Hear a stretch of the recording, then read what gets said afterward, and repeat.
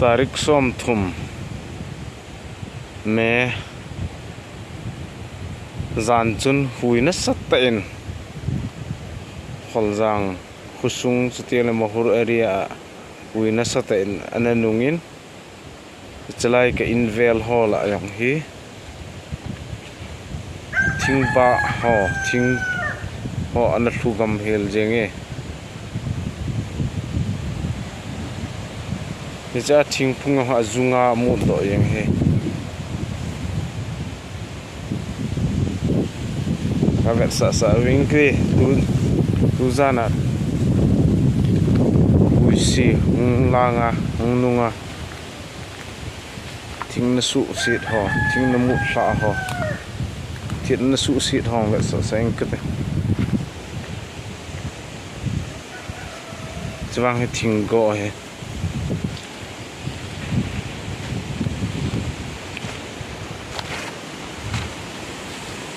Isi kuwa pungyong hi azungin na mut do ta na hi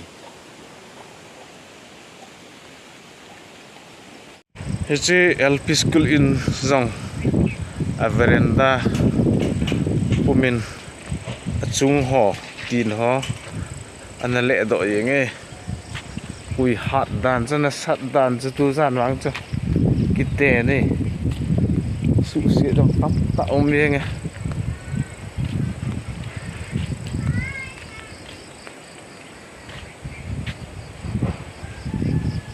So here, khusung LP school, tehen susitan he tu zana 31 May zana hui si hungnung cho ten LP school veranda yang ten na ho do tan hi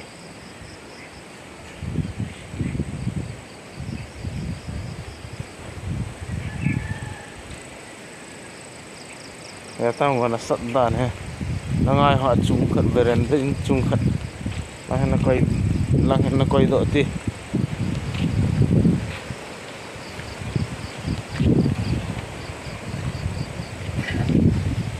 thế này là bệ nó sẽ bệ sẽ lộ lại he mahur khus bazar sumbang nasata ui na nunga na susit kam ta Ahora, ipiha, kuya, ting.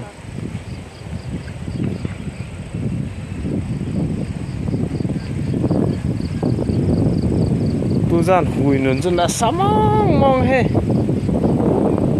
Imut na chi zong hello, su si zong tam ta nong mandan he. Chi ve ta mo. Ber LP school in chungong lang lagi ta. Tuhin pa zang hau in amut se ti thu no ke za en ga ve kening kete chen hi pa zang hau in tu zana hui se ananunga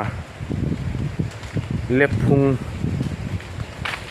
anathua amut thua che in ho he anabo sit tai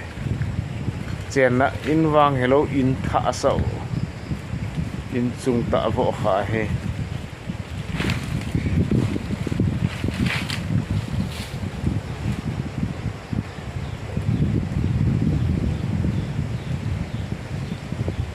nang chung lang sawa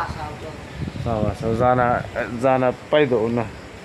ora zana chung lang am na lai a thing ale nó ngọc quay được tàu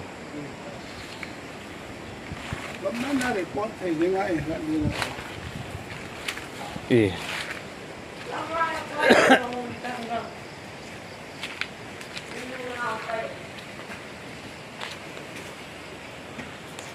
tu dân chun gol thang tom ngày hon anh he độ mà nôm về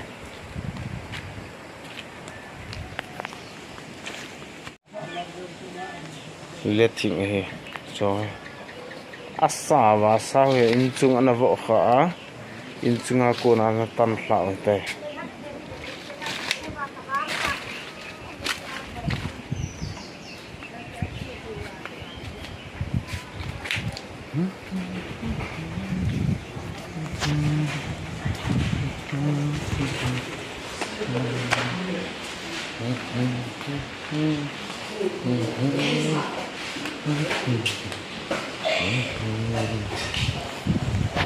chúng sẽ lâu nè chứ nào Này, sung sẽ lộn na veranda ho ta hay vợ nè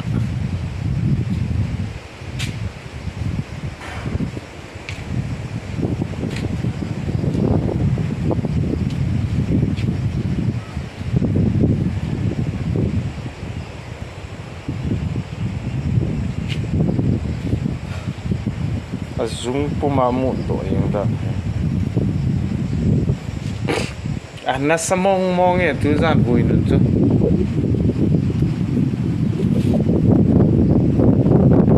chỉ dòng còn tội như này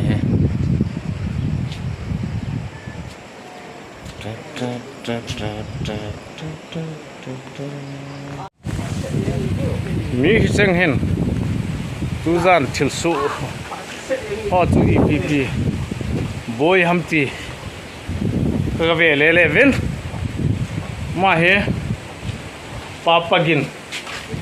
youth club vice president he ho youth club president pu hen ke hi ti le ke chi in hi ke hon nga cp in ke chi vin tu zana huinun tun a in chung he na le to na le mang pi tai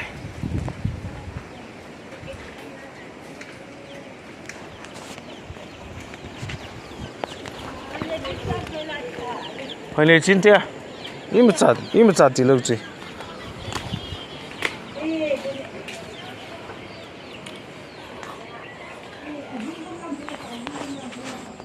in chung hòm hel hồ lên tay ngã cp in ngã xí ta tu gian chân cái hui này một chết bị in